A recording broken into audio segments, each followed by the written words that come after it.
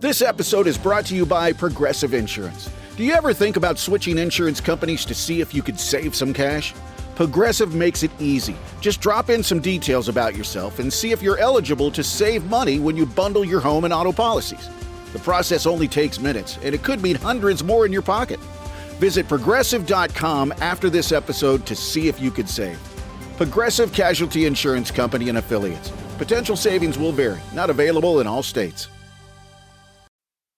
This episode is brought to you by Indeed. Stop waiting around for the perfect candidate. Instead, use Indeed sponsored jobs to find the right people with the right skills fast. It's a simple way to make sure your listing is the first candidates see.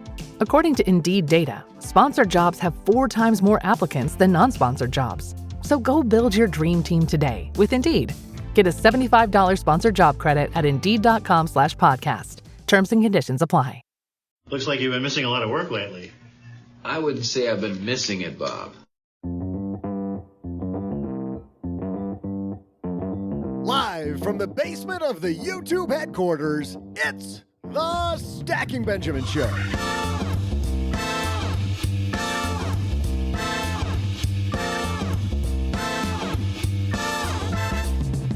I'm Joe's mom's neighbor, Doug, and on today's show, is work-life balance really what we should be aiming for with our free time, our money, and our work?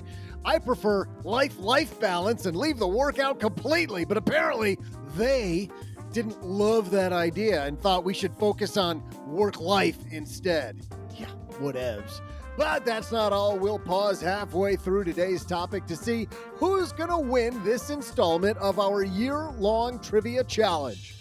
And now, a guy who can barely balance on 2 feet. It's Joe Saul-Sehy.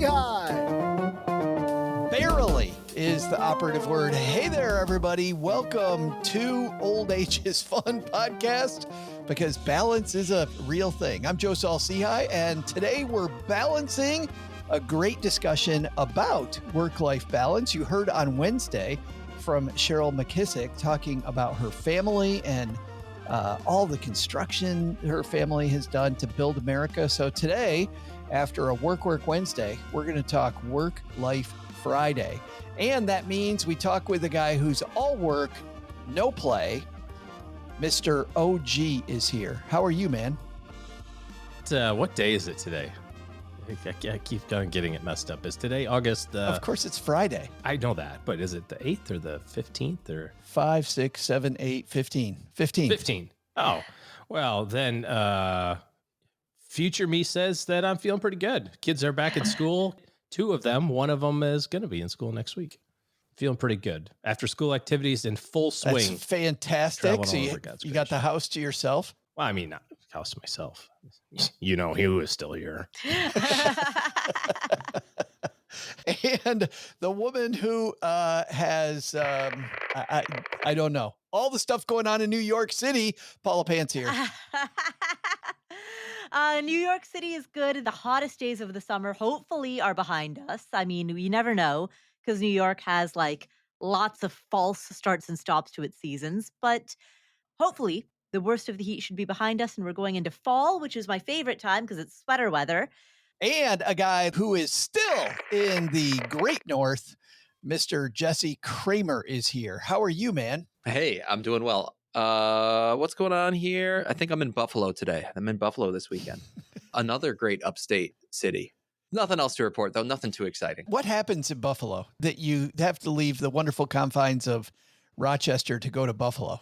My wife's family lives out in Buffalo, and just some friends who I check in with. So I think Buffalo would consider itself the primary city and Rochester the secondary city. But either way, sibling cities just a few miles down the thruway from one another. Both nice places. And you got, speaking of fall weather, Paul, have you been out to the Finger Lakes by Jesse? No, I've never been. I've never been that far upstate. So I've been to like the Catskills, which are beautiful. But yeah. I've always wanted to go to the Finger Lakes. I've never been. Well, sounds like we got a meetup coming. Come on up. It is gorgeous. Lots of great recommendations. Happy to give you some itinerary ideas. And it's really cool. Each one of the Finger Lakes, for the most part, has like a cool place at the north end of the lake and then another cool place at the south end of the lake with wineries and sightseeing in between north and south. So tons of recommendations and things to do. Ah, that sounds beautiful. We're going to have a great discussion today on work-life balance. And is that really a thing? Should it be a thing? We're going to dive into that. But first, we have a few sponsors who make sure that we can keep on keeping on and you don't pay any money for the goodness that is the Friday show of Stacking Benjamins. So sit back. We're going to hear from them right now. And then Jesse, Paula, and OG are going to talk work-life balance.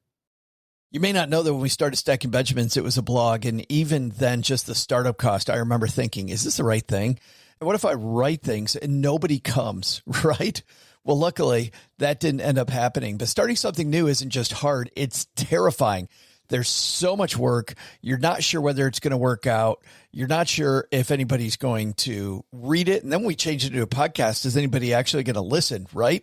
What if nobody wants all the stuff that we have? Well, had I used Shopify, it would have been even easier because with their expertise, their helpful tools, and their easy to use platform, that's something that would have made Stacking Benjamins more effective much, much more quickly. Shopify is the commerce platform behind millions of businesses around the world and 10% of all e-commerce in the U.S. Names you've heard of like Heinz and Mattel, Shopify, Gymshark, Aviator Nation, Allbirds, also all Shopify. Get started with your own design studio with hundreds of ready-to-use templates. Shopify helps you build a beautiful online store that matches your brand style. And best yet, Shopify is your commerce expert with world-class expertise in everything from managing inventory to international shipping to processing returns and beyond. And did I mention that iconic purple Shop Pay button? It's used by millions of businesses around the world. It's why Shopify has the best converting checkout on the planet. It also helps boost conversions, meaning less carts going abandoned and more sales for you. So you're stacking Benjamins much more quickly. Time to turn those what ifs into with Shopify today. Sign up for your $1 per month trial today at shopify.com/SB. Go to shopify.com/SB. That's shopify.com/SB. Dell PCs with Intel Inside are built for the moments you plan and the ones you don't. They're for those all-night study sessions, the moment you're working from a cafe and realize every outlet's taken, the times you're deep in your flow and can't be interrupted by an auto update. That's why Dell builds tech that adapts to you. Built with long-lasting batteries so you're not scrambling for an outlet, and built-in intelligence that makes updates around your schedule, not in the middle of it. Find technology built for the way you work at Dell.com/Dell PCs. Built for you.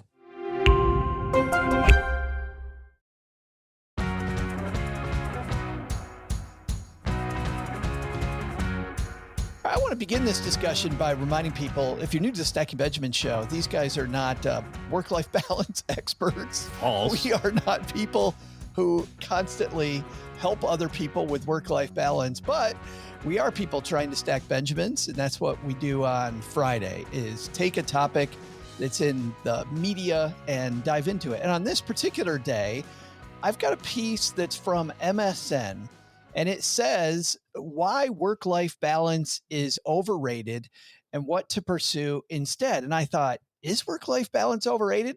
So, OG, let's start with you. Do you think work-life balance is just this fancy myth? Wow, there's so much to unpack here. We're just going right to the end of the story. That's where we're at. Yeah, I think absolutely. I don't know. I don't think so. I don't understand. I mean, I like the idea of, having purpose and working for a reason that you're excited about and that sort of thing. But golly, if we haven't learned anything in the last 5 years since COVID, that tomorrow's not promised to everybody, why would you want to trade any extra moments that you can afford not to? I was flipping through YouTube this morning and a clip from Dave Ramsey came up. He was taking a call from somebody who was asking whether or not they should sell the family business. And he said, it's really hard to kind of decide on how to do that in the near term, right? It's like, well, I've got these terms and I've got whatever. He's like, think about it in a longer time frame, like the next decade. Or, okay, you're 46 today. If you're 56, put yourself having sold the company, you've got money that you invested, you're living on your portfolio. Like, does that sound like a better outcome to you 10 years from now? Or does continuing to grow the company and potentially, and that's fulfilling as well. There's no right or wrong answer. I think we look at work as this thing we have to do in order to get the leisure. And I'm so fundamentally opposed against that theory that we start our team annual planning every fall with put in all of your vacation days, and then we'll see how much work we can get done in the year. Like, we do it the complete opposite way. Start with the leisure days in mind. Yeah, because I think you have to have, most people think you need to work really hard in order to earn time off. And I think in order to work really hard, you have had to have had time off. Well, Jesse, let's ask you, when you hear this idea, work-life balance, right? You hear that phrase. I mean, OG was talking about the imagery of starting on the other side. What image do you even think of when you hear work-life balance? And is that image even realistic? Yeah, I like that. OG was talking about, it's like pay yourself first. It's vacation yourself first. Yeah. Right. Yeah. TM. The image that I think of is there's so many parallels, and maybe this is just says more about my psychology than anything else. There's so many parallels between food and diet, and then like finances and work and kind of the stuff that we talk about here. Because I think to myself, when someone says like, oh, you need to have a balanced diet, there's kind of this like subtle connotation there where really what they're saying is you're eating too much bad food and you need to eat more healthy food. Like, that's usually what people mean. They don't mean like, hey, you're eating way too many Brussels sprouts, like throw some ice cream in there. That's usually not what they're saying. And I think there's something similar here when people say like, oh, work-life balance, the connotation is you're working too much and you need to focus more on some of the free time. And so to that end, I think to myself, like, I personally get a lot of joy out of work. I didn't always. And I think that's maybe something we can get into today, that like my opinions on this whole topic have changed over time. There's no doubt that too much work makes all of us dull people, as the saying goes. And yeah, there's definitely a lot of benefit from work-life balance, as long as you don't, again, you can't have it swing so far in the other direction that it just becomes life, like fun. You really do need to balance in both directions is kind of my point. I saw a TikTok video yesterday, Jesse, of this woman interviewing a guy who's, I don't know, maybe in his late 90s, right? And she's asking him for the meaning of life. And the guy's like, as I sit here, I just think to myself, I wish I'd spent more time on my KPIs at work. Right, exactly. That stuff, the day-to-day stuff, a lot of times, on the one hand, it doesn't matter. I don't know how to maybe explain it the right way, but we don't look back on life and be like, oh, those KPIs. It's a perfect example. But at the same time, the kind of things that we all do for work, however we define work, is something that provides a lot of definition to our day-to-day lives. So to that end, you hope you can fill it with something fulfilling, something that makes you happy. And I suppose for me personally, a lot of my work-life balance problems in my career so far have been a function of that day-to-day stuff just not being nearly as fulfilling as I wanted it to be. And when that improved, everything else kind of improved in lockstep. That is interesting, finding joy in the work that you actually do. And I think about this idea, Paula, of work-life balance. And I remember a conversation I had with a mutual friend of ours, a pretty brilliant guy named Steve Chu. Steve wrote a great book about being an entrepreneur and his quest to get work-life balance, right? Spends as much time with the family as he can, but also build a business that he loves to run. But he also talked about a friend of his who prefers to work in sprints, where he will just go nose to the grindstone. He doesn't even pursue balance. He pursues, I'm going to be all work, and then I'll play. Mm-hmm. Can balance be seasonal, or should we be looking for balance on run with that. Yeah, absolutely. I mean, I think it's actually really difficult. Like, if you think about the span of a normal day and you want that particular day to be balanced between sleep, exercise, work, family time, chores and errands, reflection and meditation, reading and learning, like that's a lot to cram into a day or even a week. It's hard to, on a small scale, like when you really shrink that time, it's hard to get all of that done simultaneously, like everything all at once. If that framing of seasons, you think about when you're in college, right? There's finals week, and finals week is that week where you're just like nose to the grindstone, absolutely cramming for those final exams, working like every waking hour of the day. what is finals week followed by? It's followed by winter break or summer break. I think that's a perfect illustration of that seasonal, if you think about it in exercise terms, like interval training. Yeah. Sprint, rest, sprint, rest. Oh, gee, it strikes me going back to what you were talking about that you begin with leisure time, but isn't there also something to be said for what Jesse talks about, which is getting fulfillment from your work? Like instead of chasing balance between leisure and the suck that is work, chasing work that doesn't suck. Well, yeah. And I think also as you look at the things that you're not doing, are you not doing them because you can't because of a time situation or because you're choosing not to? You know, for example, if you really want to go to all your kids' soccer matches and they're all on Tuesday or Thursday at 3:00, because that's when they do it at school, and you have no ability to do that because of your other commitments. Maybe I need to reorganize this priority because I really want to be available from 3 to 4 on Tuesdays and Thursdays to go to these soccer matches. You know, we learned in Strategic Coach that every day is a day, right? 24-hour period, midnight to midnight. And some people work on Saturdays and other people go, how in the hell can you work on Saturday, man? That's the weekend. The guy who cuts my hair works his tail off on Saturdays. He doesn't work at all on Mondays. And if you ask him how come he doesn't work on Mondays, he goes, because that's not my day to work. His Saturday is Monday. Yeah, exactly. I have a different schedule than you, and he's content, you know, with that schedule. So I don't think that work-life balance means I'm not going to do any work, or I'm only going to, you know, we think like leisure activities, like I spend my entire day fishing or golfing or skiing or whatever. But it's the combination, like Paula said, of all the stuff that's important to you. And is that, to borrow a phrase from nameless consultants out there, is that wheel of life evenly balanced? And if you start getting fat, then you're skipping out on your health stuff. If your psyche goes sideways, you're skipping out on personal development or spirituality. You know, if your business takes a crap, you're not doing enough of that. And it's just like all these little slivers of the wheel of your life need to be in balance so that the wheel continues to go.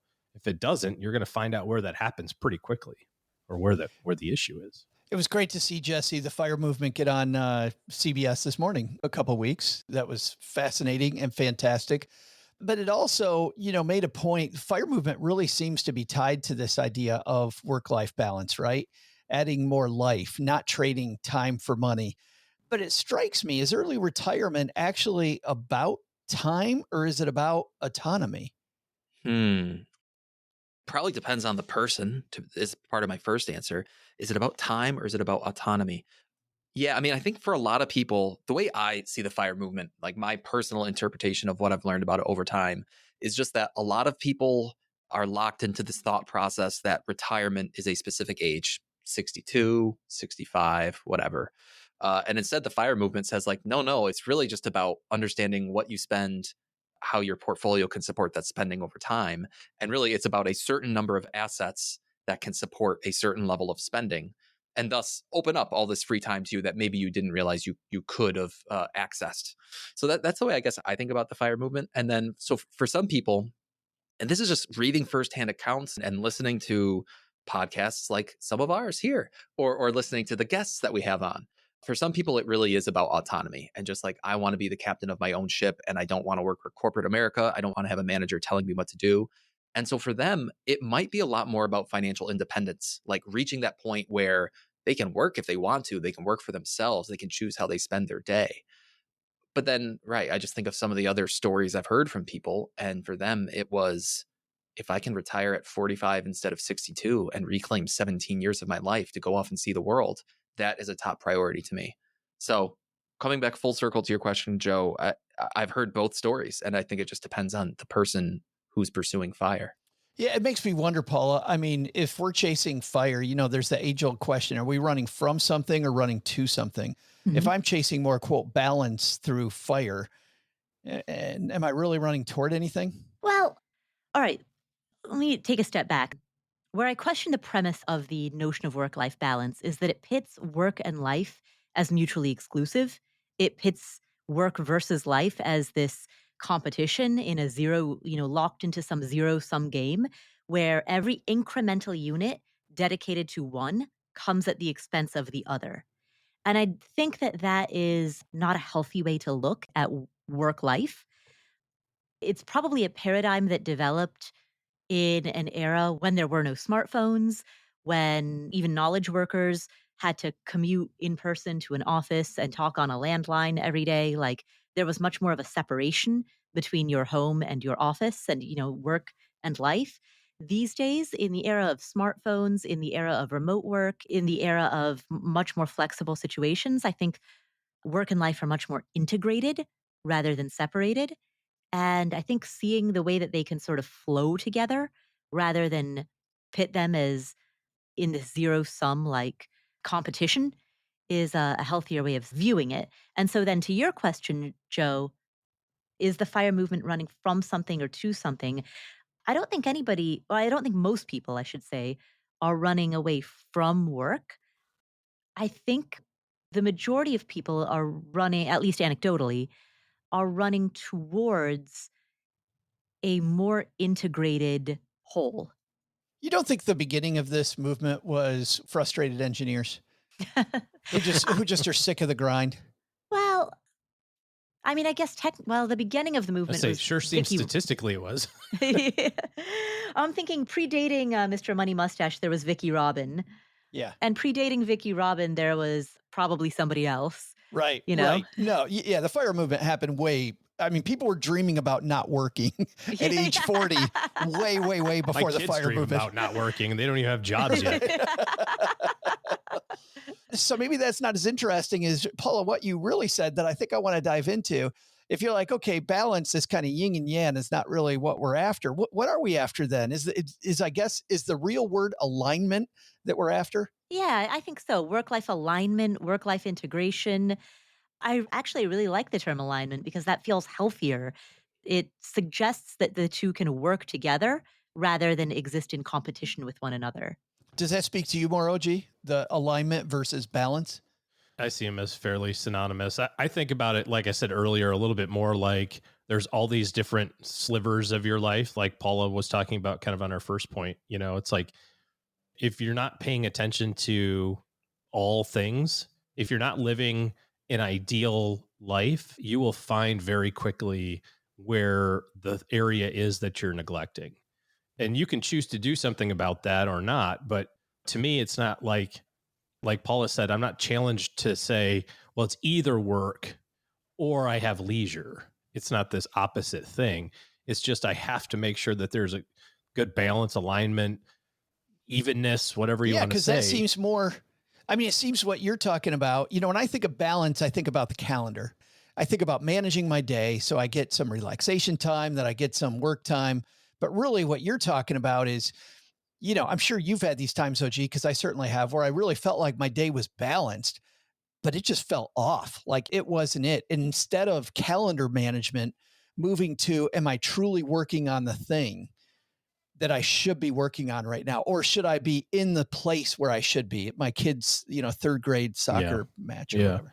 I think this is good for anything. Like in your financial life, we talk about if you don't take account of your money and you don't track your spending, you can't make any improvements on it. And it's not like you're saying, hey, there's something wrong, that's why I need to track. No, you track it so that you can have some data points from which to do something if you wish. And so I think it's equally important. We're doing this right now, as a matter of fact. I think it's equally important to track your time a little bit. Take 2 weeks and say, I'm just going to write down, a good old pen and paper every 20 minutes what I'm doing, or every 30 minutes what I'm working on. And I think it's a good audit to, number one, find out what you really are spending your time doing. Are you really doing that 40-hour work week there? OG, no, you're not, you liar.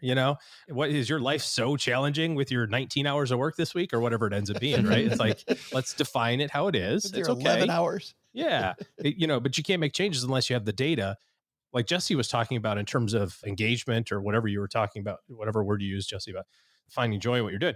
You can also look at that and say, like, golly, I've spent a lot of time doing this specific stuff that I just don't, maybe I used to really like doing it, but now I'm at a different level now. And somehow that got still attached to me.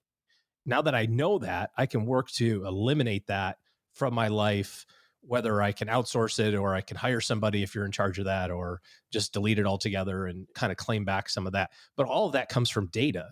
And if you're just going, I feel like I'm not balanced, I mean, you probably aren't, right? We have some pretty good intuition there, but it will certainly help to have data. I look at this from an energy standpoint. My given Fs today was at a level of 0. Like, I don't know why, that's how it worked out today. And I tried a couple things, did some exercise, ate some pretty good food, like healthy stuff. And I was like, okay, maybe that'll stoke the fires a little bit. Did absolutely nothing. So today has been an energy balance day. I think about life as an energy component, and sometimes you got a lot of energy to sit there, like you said, and grind out, like Paula was doing earlier, just head down, just banging out work right after, in the zone, in the flow. And then sometimes you got a big pile of given Fs and you're all out of them. What's the guy's name that the OpenAI guy? Sam Altman. Sam Altman. Thank you, Sam Altman. Paula and I are going to split that trivia point. Wow. Everything's a trivia point now. They're like, there's the trivia question. We got it right. I think it's interesting because Sam Altman talked about, Jesse, that when we think about work-life balance, we think about burnout. I work too much, so I burn out. Sam Altman made this comment that he said, you will never burn out if you're working on the right thing. The thing that you truly should be working on, that, Marie Kondo sparks joy like that. If you're working there will be no burnout. Yeah, I don't disagree with him. I feel that way personally. But at the same time, there's this like backlash against thought like that, right? Because you'll hear some billionaire, founder, influencer type person saying exactly what Sam Altman said. But then you'll get like maybe a Scott Galloway who comes on and says like, no, let's be realistic. Find some job, get some master's degree in a technical field, move yourself to a big city, find a job that pays you $200,000 a year, whether you like it or not, and then go use that money to live the rest of your life. Mm-hmm. We can't all be the person who finds their deepest passion and also has that passion pay them a livable wage and therefore has the best of both worlds. So I don't know. I'm a little conflicted myself because it's not that the world needs ditch diggers. That's not really what I'm saying. But at the end of the day, it's like, I suppose it's like, where do we draw the line between someone saying, no, this work genuinely makes me unhappy, no matter how much it pays me, versus the other side of the coin, which might be, is it worth pursuing your passion to any end, even if that means, you can't really put food on your table? There's some balance in there that I don't really know where to put it. Yeah. What do you think, Paula? Is that work-life balance, Jesse? When you said there's some balance? It might be. It might be. Well, I think Cal Newport has some good insight on this when he talks about how passion is often the result rather than the precursor of being in the work every day.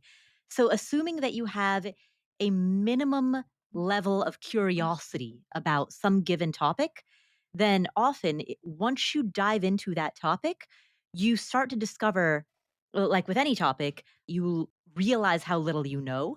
You get past that Dunning-Kruger effect hump. And so once you start learning about something, you realize how little you know, which makes you curious to learn more. And then the more you learn, the more you realize how little you know. The deeper you get into it, the more it spurs Exactly. And so passion, therefore, is often the consequence rather than the cause of going into a given field. NBC Universal Vice chairwoman, when she was on our Memorial Day episode, Bonnie Hammer, said something similar, Paula. She was like, chase opportunity, not passion. You chase passion, you often don't even know. You don't have enough data to have the passion yet. But if you chase these opportunities, there's at least enough interest there that you're diving into the opportunity and then the passion comes. It's so interesting. We record these live on Monday. You can join us most Mondays at 3:30 Eastern time. And we've got a great discussion going on here in the chat. Jennifer says, maybe it's actually presence that we're looking for. Whatever I'm doing, work or home, I'm focused on what is in front of me, or am I focused on what's in front of me? Looking at data, as OG suggesting to track, helps you figure out the balance of energy. I want to talk more about that in the second half of today's show. And Leisure Enthusiast says, I think a huge problem is some of the 9-to-5 companies drain your PTO if you have a sick day or a dentist appointment. They shouldn't be taking sick days from your vacation days. We need a 4-day work week. I think OG would say we need a 1-day work week based on your given Fs. Right now, I'm going to go about an hour and 20-minute work week today. So maybe tomorrow. We're going to pause there. In the second half of this discussion, I want to talk about, work-life integration, and about a piece of this article talks about thinking like you're an athlete. And I want to ask about that because I think there might be some interesting things we can do to help our work-life balance or whatever it is more after we have that discussion. But at that halfway point, we dive into this year-long trivia challenge we have between these three contributors. And right now, well, the score was getting close, but last week, Don McDonald scored a big point for OG, making the current score OG 11, Jesse 8.5, and Paula 5.5. I will caution everyone, we had an incident last week when Don was here where in the live chat, somebody decided to put the answer. So please, if you're here with us live hanging out, don't do that. Let's make sure this is a good time. We don't have to change up the trivia question. But Doug, you've got the trivia today. What are we talking about? Hey there, stackers. I'm Joe's mom's neighbor, Doug, and on today's date in history was a headline-grabbing event in 1995 that Joe followed closely. Shannon Faulkner became the first woman to walk through the gates to attend military college, the Citadel, in Charleston, South Carolina, which had previously been an all-boys school. But Joe went there, so was it really? If you know anything about Joe's history, he famously purchased a Nautica sweater with his new American Express card, a sweater that he couldn't wear because it was a military school. And he was in Charleston, South Carolina, where you might have 2 or 3 days where you actually could wear a sweater like that anyway. Nautica has moved most of their sales online in recent years, so here's a question about the iconic brand that helped wreck Joe's financial history way back in the 80s. What year was Nautica founded? Okay, I'll be back right after I go turn on some Duran Duran or maybe stick a big comb in my back pocket. Paula's looking excited. Ooh. Like she'd prefer to go first this time. Yikes. No, I have no idea what the answer to this is. You were just running what a weird mix. Yeah. We start off with Citadel. We end up with what year was Nautica founded? When I thought it was a story about the Citadel and your spending story, I was excited because I know that story really well because you told it on the Afford Anything podcast. So I was like, oh, if this is a story about Joe's finances, this is a question about Joe's finances, I've got this answer. Well, sorry, Paula. Sorry about that. OG, you're going first. Nautica. You own any Nautica clothing, OG? No. No. But it is an iconic brand, and you've heard of Nautica. Well, what year was it founded, OG? Thank goodness. The wonderful brand Nautica that everyone knows and probably has many, many clothes from. I think I'm tying it to Tommy Hilfiger for some reason. Are they related in any way? I don't know. Beyond the scope of the judges? No. I don't know why. They have a similar logo?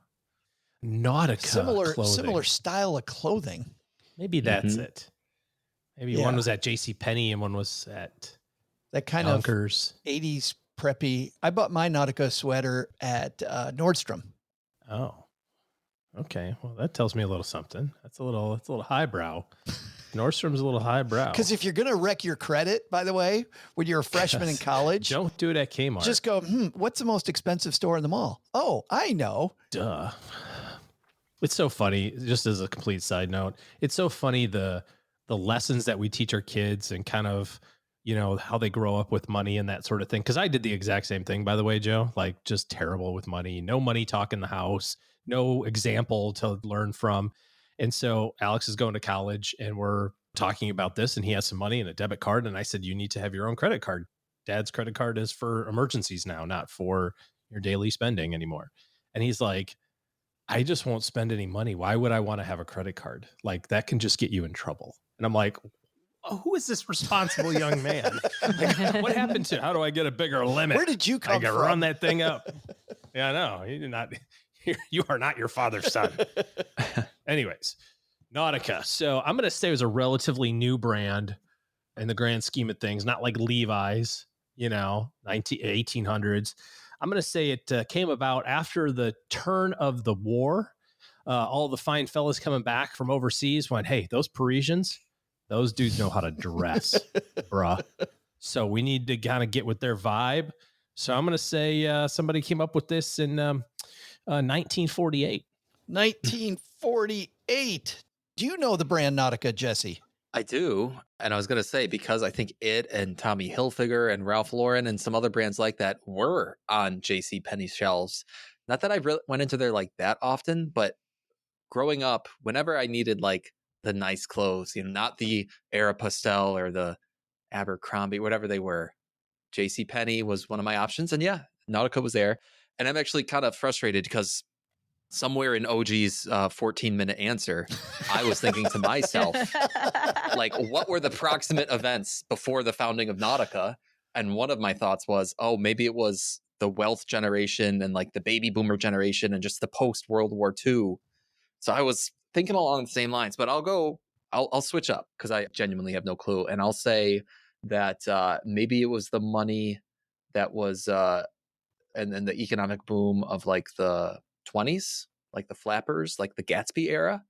So I'll just go right in the middle and say the Gilded Age. Is that the Gilded Age? Yeah. So I'll say 1925. 1925. Paula, we've got 1925 and 1948. Do you know Nautica? I can picture the label. I have a visual in my head of like the logo. I can't think of an article of Nautica clothing might look like other than my general vibe is preppy. Like you're the type of person who wears boat shoes. Basically, think Joe Saul-Sehy. Think me and you've got Nautica. There you go. Obviously. All right. You bought Nautica. Okay. Within the question, it said that your financial mistake was in the 80s. That doesn't sound right. Why? When do you think it was? The 1940s? What are you doing here, Paula? No, that just sounds like too long ago. Math checks. Yeah. Trust me. Okay. Sadly, it was 1986. All right. So I'm going to guess that Nautica was established enough, but not so established that it was like the establishment. It had to be like that perfect sort of age of brand to appeal to the young folk of 1986. That's how we referred to ourselves too, as the young folk. We walk around the mall with all the other young folk. All right, so I'm going to take the over. I'm going to say 1949. 1949. All right. OG's got 48. Paula's got 49. Jesse's going back to 1925.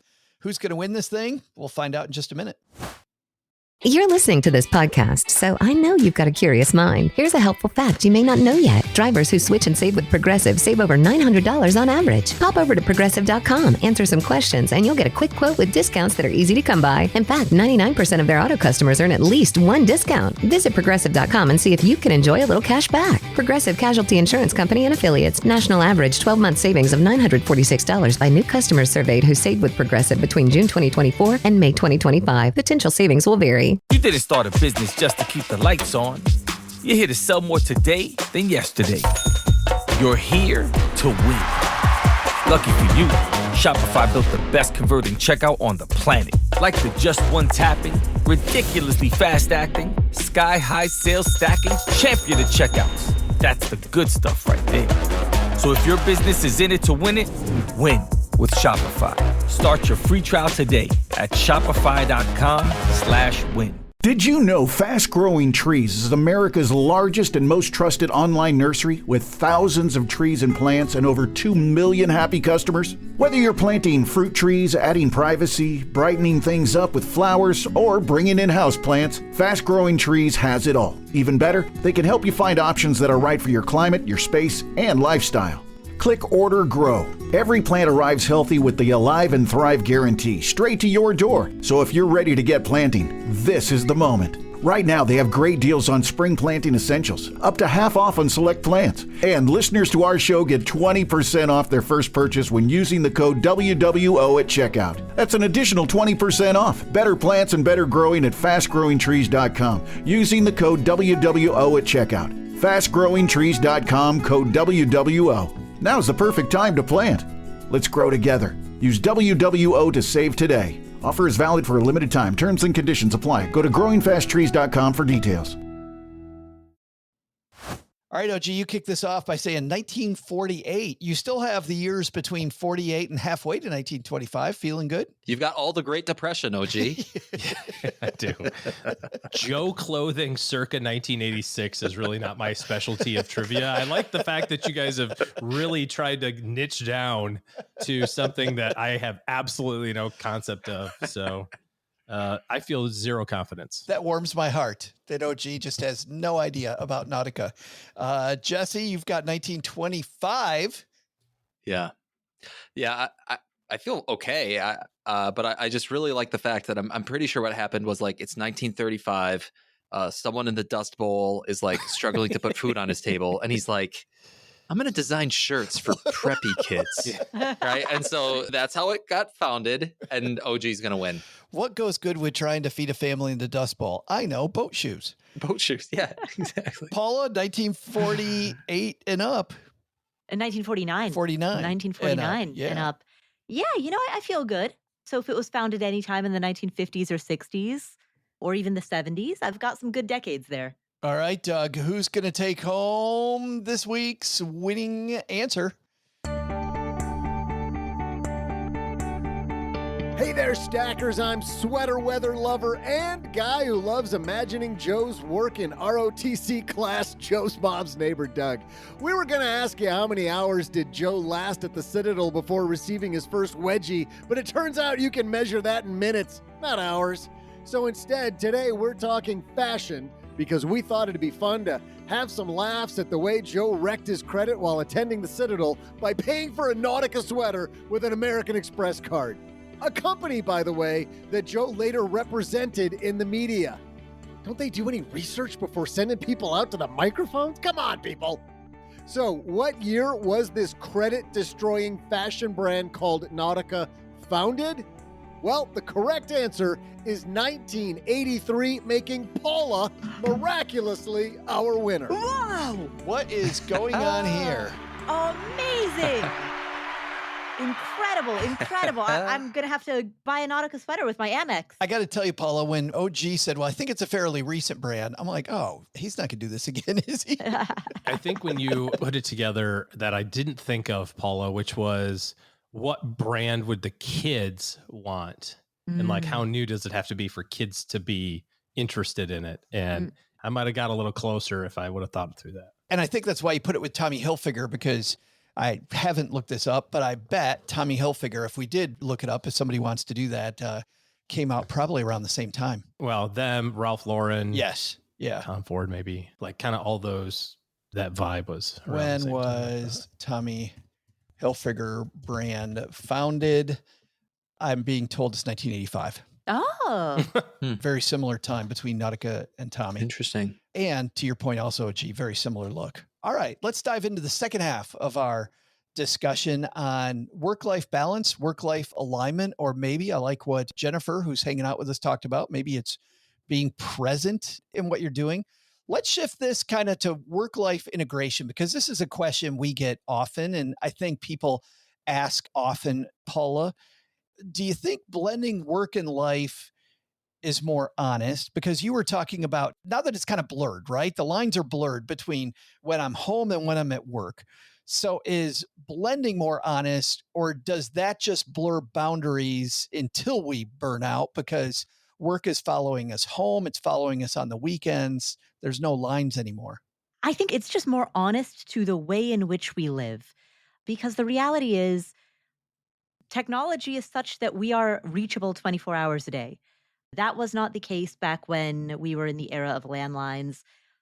Even then, when fax machines first came about, people were like, oh, look at how much technology is advancing. And it's only getting even more intense. Now, I get, when somebody buzzes on Slack, I get a notification on my wristwatch.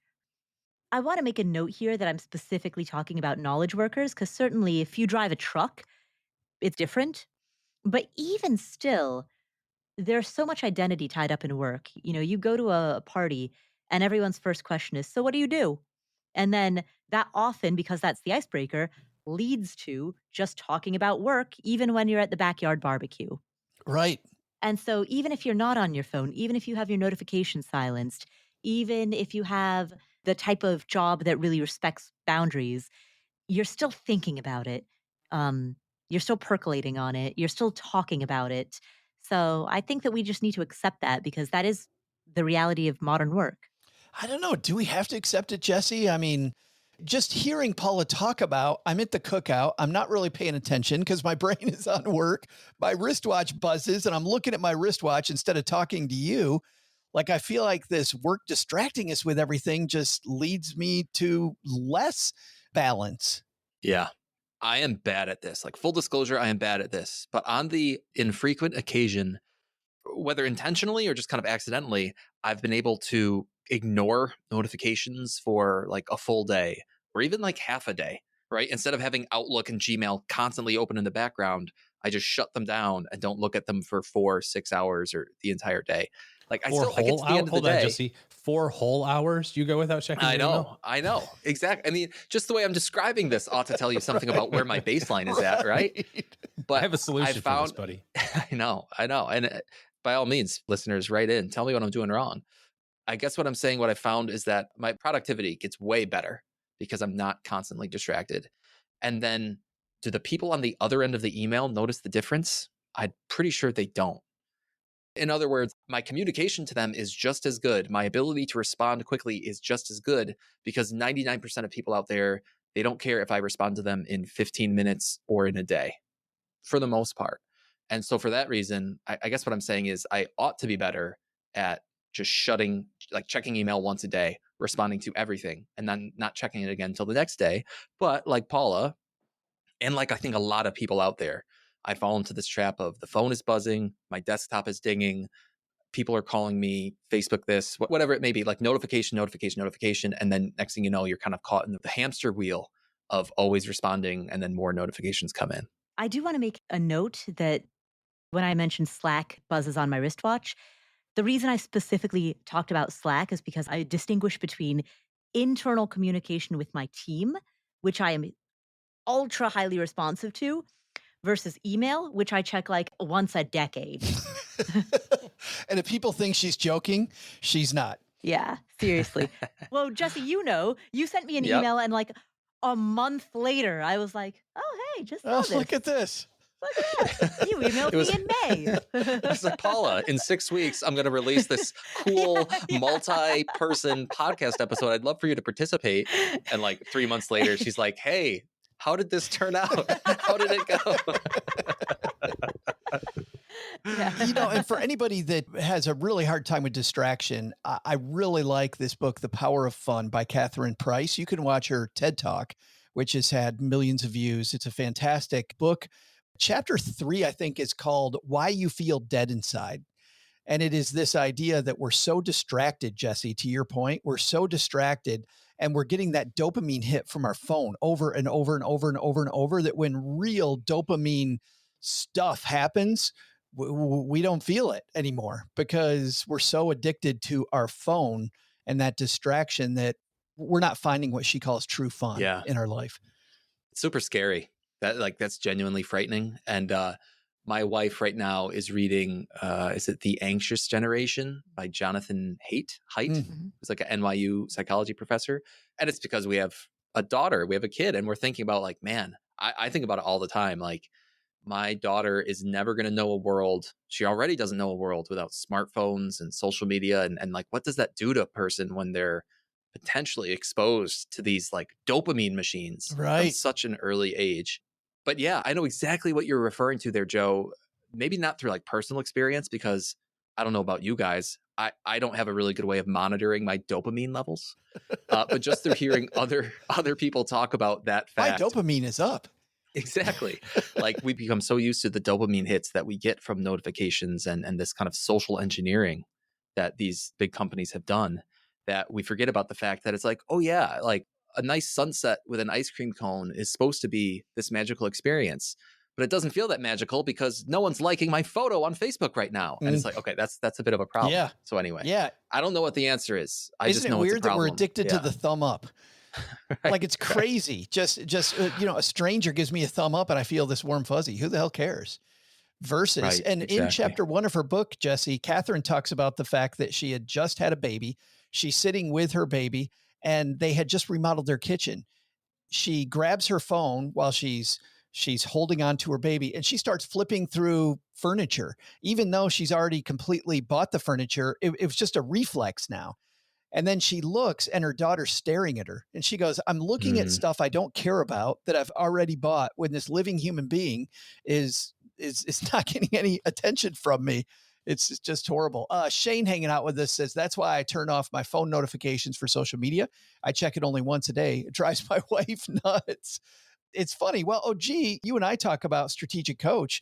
I mean, one of the first things that they talk about is what Jennifer's talking about here, which is presence, about getting rid of the distractions. When you're at home, be at home. And when you're at work, be at work. It takes so much energy is not the right word here, but belief that it's not going to, the world's not going to fall apart. Your world's not going to fall apart without your constant supervision and attention on whatever it is that you're doing. So, to your point, Jesse, about email and that sort of thing, obviously Paula's mastered this. To my knowledge, Paula's pretty successful. Doesn't check email. Still successful. It's okay. You don't have to, you just take it off your phone, buddy.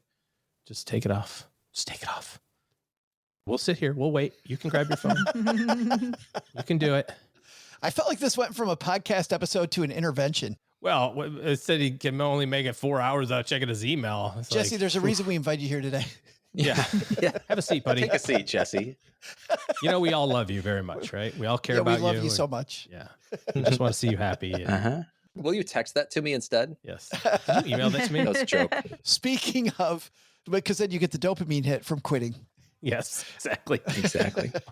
Speaking of good books, another book that I love is Jim Loehr and Tony Schwartz wrote a book a number of years ago called The Power of Full Engagement.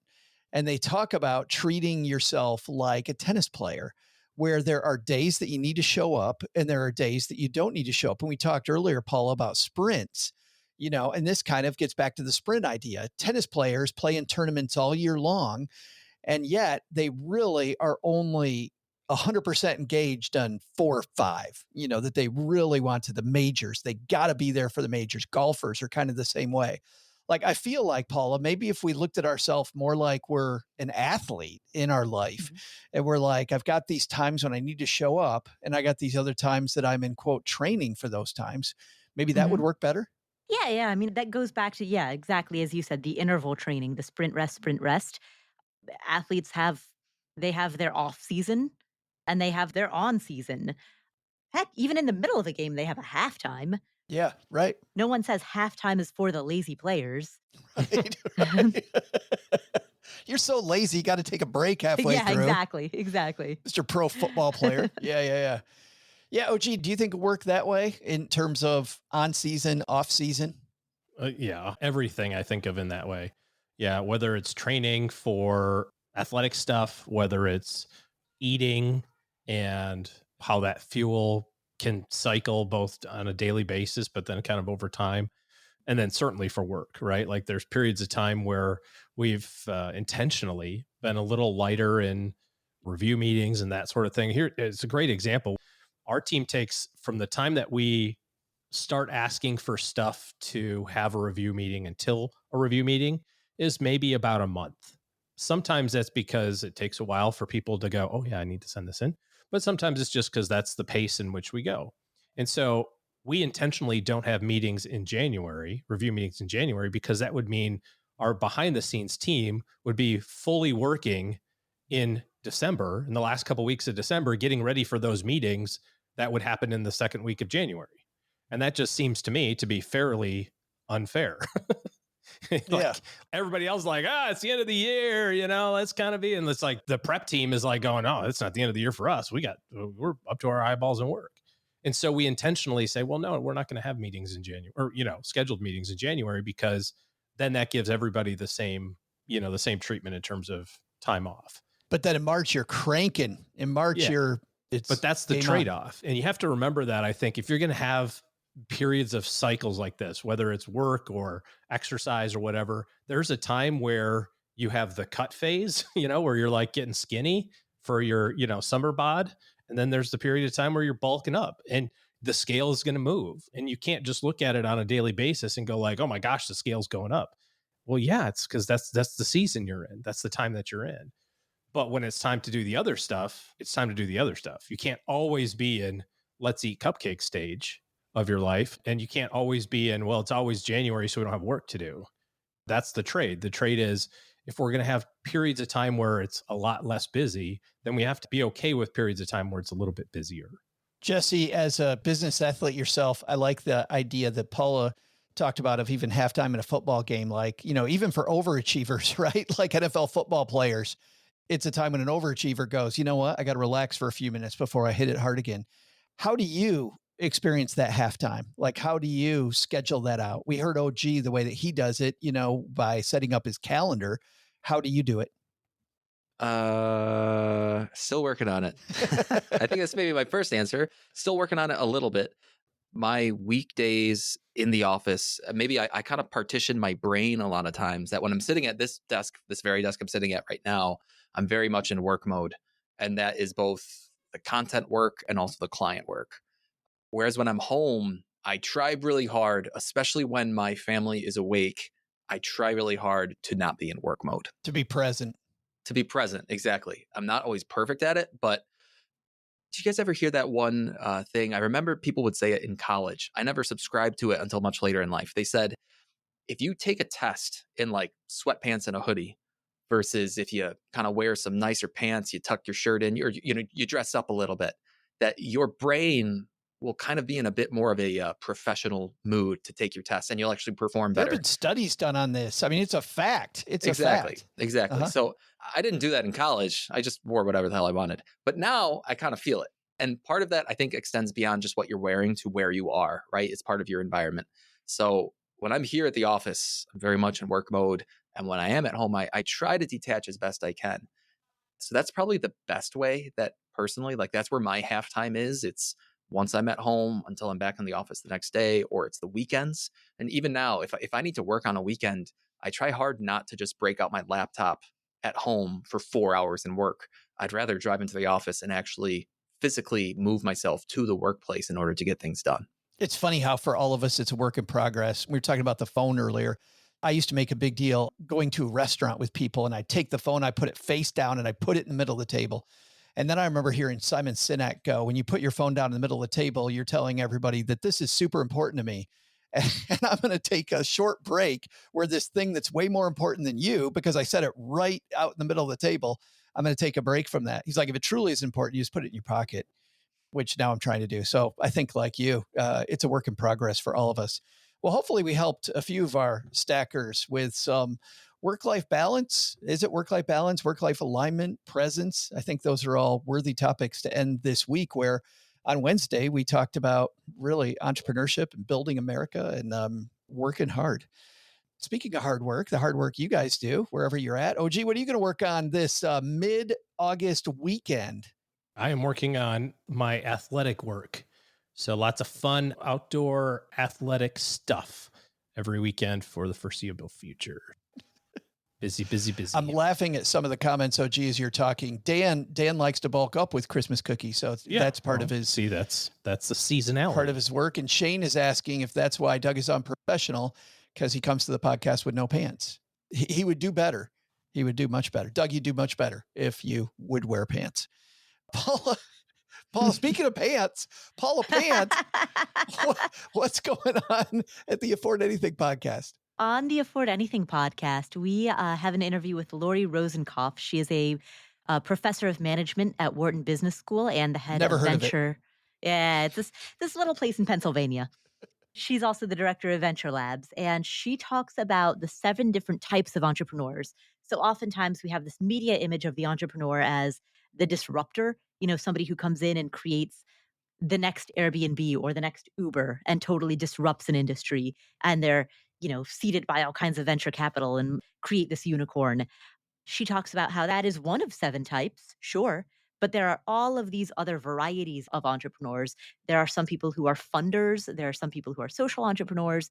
There's some who are bootstrappers. And so we go through the 7 archetypes of entrepreneurship. When you said funders, I thought you were saying thunders with a lisp. And I was like, who's a Thunder?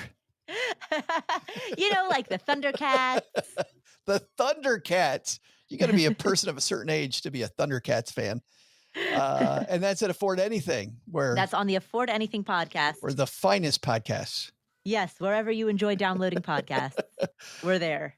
Jesse, when people enjoy downloading your podcast, what will they hear this fine week? This fine week, they're going to hear Ask Me Anything episode number 8, which just came out a few days ago. Or depending if they get the Stacking Benjamins a little bit after the Friday episode comes out, they might hear an episode with Kellen Klein about he's a cool entrepreneur who I've gotten to interact with here in Rochester. And we talk a little bit about some of the interesting lessons that he learned from quitting his full-time job and diving headfirst into running his own now very successful business. Wow, cool. What type of business? It's actually funny. It's content creation.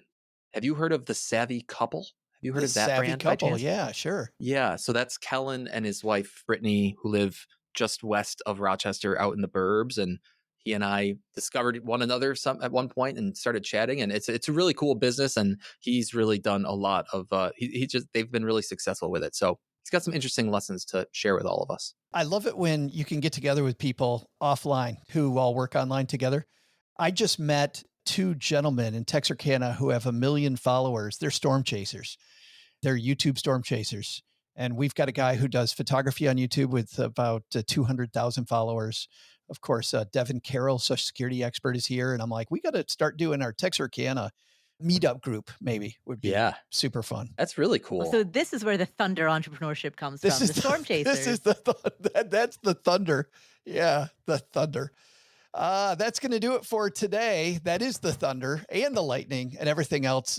Thank you, everybody, for hanging out with us. If you want to watch this being made, hang out with us on Monday afternoons. That is at 3:30 Eastern time. Generally, we start within about 50 minutes of that time. So come say hi and hang out like all the people hanging out with us today. Thanks for being a part of the show.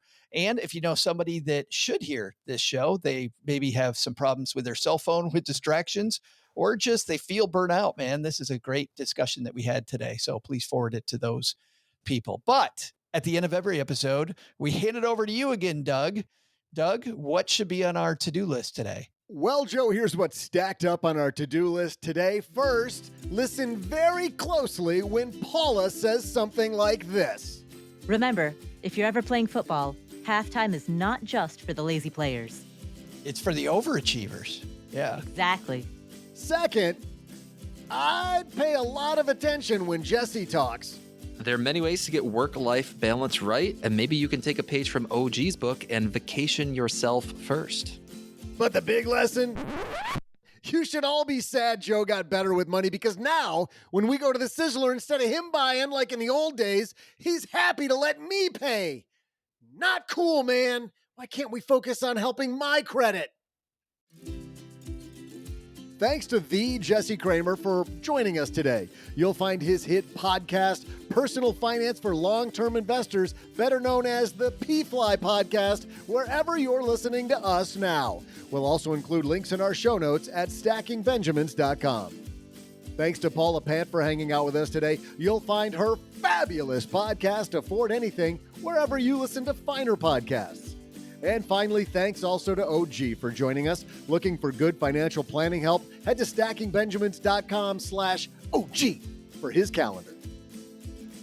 This show is the property of SB Podcasts, LLC, copyright 2025, and is created by Saul-Sehy.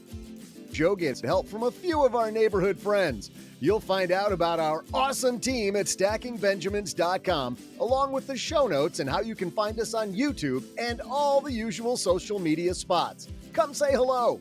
Oh yeah, and before I go, not only should you not take advice from these nerds, don't take advice from people you don't know. This show is for entertainment purposes only. Before making any financial decisions, speak with a real financial advisor.